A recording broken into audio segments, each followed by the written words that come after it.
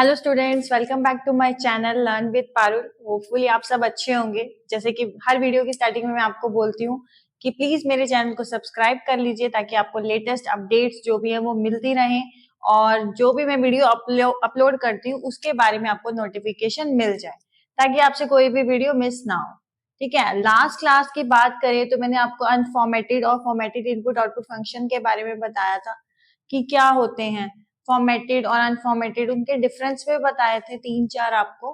फिर भी मैं रिपीट कर देती हूँ आपको। फॉर्मेटेड के अंदर क्या होता है, कुछ फॉर्मेट होता है, फॉर्मेट स्पेसिफायर होते हैं, यूजर फ्रेंडली होते हैं और क्या बताया था, यही बताया था। और प्रिंटफ स्कैनर फंक्शंस इसके अंदर आते हैं। अनफॉर्मेटिंग के अंदर क्या होता है, आपका यूजर फ्रेंडली नहीं होते हैं और डाटा टाइप इसमें सिर्फ करेक्टर के लिए ही यूज करते हैं। ये हम फॉर्मेटेड को तो हम सभी डाटा टाइप और अदर जितने भी डाटा टाइप हैं उसके लिए हम यूज करते थे और यूजर फ्रेंडली नहीं है ये। ठीक है, और फॉर्मेट स्पेसिफायर भी अनफॉर्मेटेड में यूज नहीं होता। नाम से ही वैसे पता चल जाता है, फॉर्मेटेड मतलब फॉर्मेट वाला, अनफॉर्मेटेड मतलब जिसमें कोई फॉर्मेट नहीं होता है। अब अनफॉर्मेटेड का जो सबसे पहला मैंने आपको बताया था वो था गेट करेक्टर, जिसके बारे में आज हम इन डिटेल पढ़ने वाले हैं। गेट करेक्टर आपका एक फंक्शन है। ठीक है, इसको हम ऐसे ही लिखते हैं GETCHAR और ब्रैकेट के अंदर। ठीक है, वैसे तो ब्रैकेट हमारे आर्ग्यूमेंट पास करने के लिए होते हैं सी के अंदर। आप अभी याद रख लीजिए कि फंक्शन है, आगे आगे आर्ग्यूमेंट पास भी हम करवाएंगे। ठीक है, अभी बेसिक चीजें हम पढ़ रहे हैं। आज से मैं आपको प्रोग्राम छोटे छोटे करवाने स्टार्ट कर रही हूँ कि जैसे गेट करेक्टर का यूज प्रोग्राम में कैसे होता है वो भी मैं आज आपको बताऊंगी। ठीक है, अब यहाँ पे देखो, सबसे पहले ये क्या करता है, लास्ट क्लास में मैंने आपको बताया था कि it reads a single character. Single character तो स्कैनफ भी यूज करता है, बट वो क्या है, फॉर्मेटेड है। जब भी आप स्कैनफ यूज करोगे तो कुछ फॉर्मेट स्पेसिफायर्स थे आपके जो उसमें हम यूज करते थे, याद है ना। फॉर्मेट स्पेसिफायर क्या आते हैं, %d is for integer, %c for character, %d integer के लिए %f फॉर फ्लोट। ठीक है, तो फॉर्मेट स्पेसिफायर हम यूज करते हैं, बट इसमें ऐसा कोई कंसेप्ट नहीं है फॉर्मेट स्पेसिफायर का। ठीक है, तो इसमें हम सबसे पहले पढ़ रहे हैं कि it reads a single character. ये क्या करता है, सिंगल करेक्टर को ही रीड करता है, ग्रुप ऑफ करेक्टर्स नहीं करते, सिर्फ एक ही करेक्टर को रीड करता है एट अ टाइम। फिर इसको रिप्रेजेंट हम कैसे करते हैं, variable name is equal to में गेट करेक्टर। अब आप को एक चीज बताती हूँ मैं, जैसे x इज इक्वल टू 2 है तो ये चीज आप वैल्यू इसमें असाइन करते हो ना। सिमिलरली हमें क्या करना है, गेट करेक्टर की जो फंक्शन की जो वैल्यू होगी वो हमने किसमें असाइन करनी है, वेरिएबल नेम के अंदर। ठीक है, ये इसका मेनली क्या है, सिंटेक्स है। इस सिंटेक्स के अंदर ही आप इसको लिख सकते हो।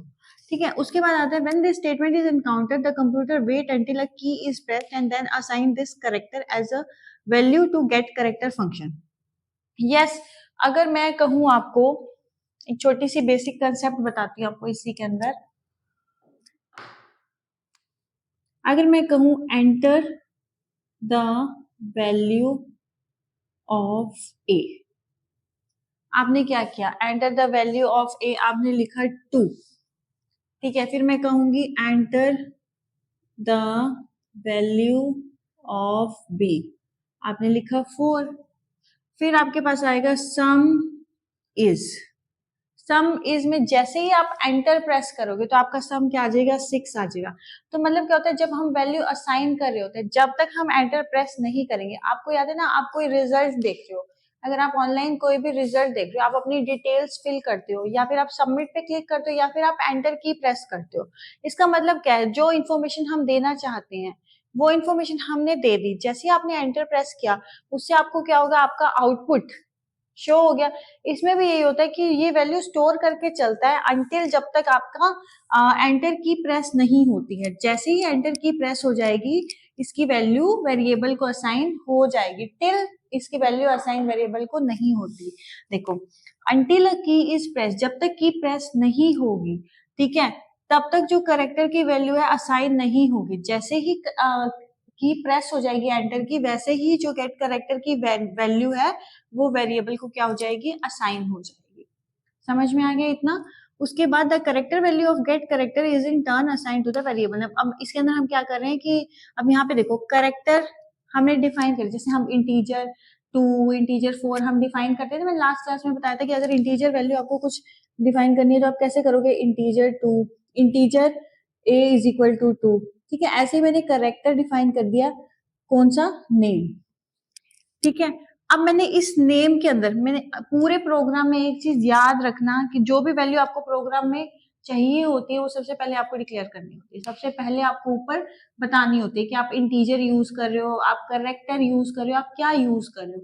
तो अब इस प्रोग्राम के अंदर मैंने यहाँ नेम में वैल्यू डाली है, तो सबसे पहले मुझे इस नेम को डिफाइन करना पड़ेगा ऊपर, ठीक है, कि मैंने जो नेम लिया है वो किस टाइप का लिया है, किस डाटा टाइप का लिया है, करेक्टर डाटा टाइप का लिया है। अब गेट करेक्टर की वैल्यू किस में चली जाएगी, नेम में। ये जो कंसेप्ट है ये आपका समझने वाला था इसके अंदर, कि जब भी आपको कोई वैल्यू पूरे प्रोग्राम में चाहिए, सपोज आपको x की वैल्यू चाहिए, तो सबसे पहले आपको ऊपर बताना पड़ेगा कि x आपका किस डाटा टाइप का है, इंटीजर है, फ्लोट है, या कैसा भी है। तो आप ऐसे इसको डिफाइन कर सकते हो यहाँ पर, ठीक है। इट यूजेस अ बफर, ये क्या करता है, बफर यूज करता है, क्योंकि इसको वैल्यू स्टोर करनी होती है। कब तक स्टोर करनी होती है, जब तक कि एंटर की प्रेस नहीं होती है। Till the key is pressed, आपको क्या करना है, इसको एक बफर चाहिए होता है वैल्यू को स्टोर रखने के लिए। जैसे ही की प्रेस हो जाएगी, आपका जो रिजल्ट है वो उसको वैल्यू को क्या हो जाएगा, वेरिएबल को क्या हो जाएगा, असाइन हो जाएगा। ये बेसिक इसका कंसेप्ट है। इसको प्रोग्राम में कैसे यूज करते हैं, देखो सबसे पहले तो आपका क्या है यहाँ पर, हेडर फाइल से hash include stdir.h hash include conio.h, ये आपके इनपुट आउटपुट फंक्शन के लिए यूज होता है। ये स्टैंडर्ड इनपुट आउटपुट की लाइब्रेरी होती है आपकी। फिर मैंने आपको बताया था कि आफ्टर दैट आप क्या यूज करते हो, मेन। ये मैंने बेसिक स्ट्रक्चर में आपको बता दिया था। सबसे पहले हम हेडर फाइल लिखते हैं, फिर हम मेन फंक्शन लिखते हैं, फिर मेन फंक्शन का हमारा ब्लॉक होता है। ये आपका मेन फंक्शन का ब्लॉक था। अब सबसे पहले मैंने क्या किया, करेक्टर नाम का एक वेरिएबल लिया, क्या लिया, करेक्टर नाम का एक वेरिएबल। वो वेरिएबल का नाम क्या रखा है, आंसर। अब आपको बता दिया ना, मैं आंसर इन प्रोग्राम में यूज करने वाली हूँ, और किस डेटा टाइप का यूज करने वाली हूँ, करेक्टर डेटा टाइप का, ठीक है। क्लियर स्क्रीन हम इसलिए यूज करते हैं ताकि अगर जो आउटपुट है, प्रीवियस वाले का जो आउटपुट है वो क्लीन होके आए। कई बार क्या होता है, अगर आप क्लियर स्क्रीन नहीं यूज करते हो, जो आपने पहले प्रोग्राम लिखा हुआ होता है उसका आउटपुट भी आपको शो हो रहा होता है। तो क्लियर स्क्रीन क्या, सिर्फ आपको ब्लैक स्क्रीन पे इसी प्रोग्राम का रिजल्ट देगा, इसलिए हम मोस्टली क्लियर स्क्रीन यूज करते हैं प्रोग्राम में।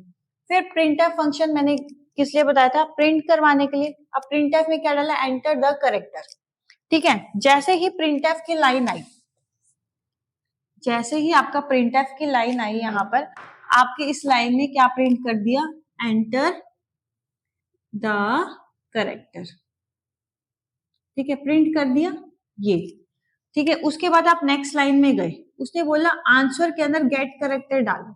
अब इस आंसर के अंदर मैंने लिख दिया सी। अब ये जो करेक्टर एंटर कराया है इस फंक्शन ने, इस आंसर में क्या वैल्यू डाली, सी डाल दी। अब अगेन प्रिंटफ आया, जैसे ही यू एंटर्ड, जैसे ही आपने यहाँ पे एंटर की दबाई, ऐसे ही आपका रिजल्ट आ जाएगा, यू एंटर्ड सी। इसका मतलब है यहां तो आपने वैल्यू डाली, ये तब तक ये आपका प्रिंट नहीं करेगा जब तक आप एंटर की प्रेस नहीं करोगे।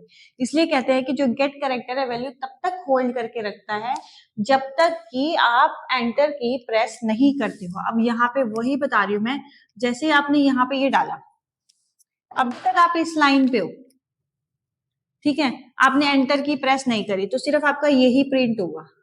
जैसे ही आपने एंटर की दबाई, आपका ये प्रिंट हो जाएगा, यू एंटर्ड परसेंटेज सी आपका करेक्टर के लिए यूज होता है, और आउटपुट क्या आना चाहिए, आंसर। तो आंसर में आपने क्या डाला था, सी, तो आपका आंसर आ जाएगा सी। समझ में आ गया गेट करेक्टर क्या होता है। ये क्या करता है, सिंगल करेक्टर को रीड करता है, ठीक है, और क्या करता है, ये अनफॉर्मेटेड इनपुट आउटपुट फंक्शन है ये, और ये तब तक वैल्यू को होल्ड करके रखता है जब तक एंटर की प्रेस नहीं होती है। इसका सिंटेक्स होता है variable name is equal to में get character. Get character function क्या करता है, वेरिएबल को सबसे पहले वैल्यू असाइन करता है, और वैल्यू तब तक असाइन करके रखता है, तब तक स्टोर करके रखता है जब तक कि एंटर की प्रेस नहीं होती। जैसे ही एंटर की प्रेस हो जाएगी वो वैल्यू उसको प्रॉपरली क्या हो जाएगी, असाइन हो जाएगी। ये आपका था get character function. Next class में मैं नेक्स्ट फंक्शन के बारे में आपको बताऊंगी। आज के लिए इतना ही करते हैं। अगर आपको मेरी वीडियो अच्छी लग रही है तो आपको क्या करना है, मेरी वीडियो को लाइक करना है, और अच्छे अच्छे कमेंट भी आप कर सकते हो मुझे मोटिवेशन के लिए। Thank you so much. Next class में मिलते हैं।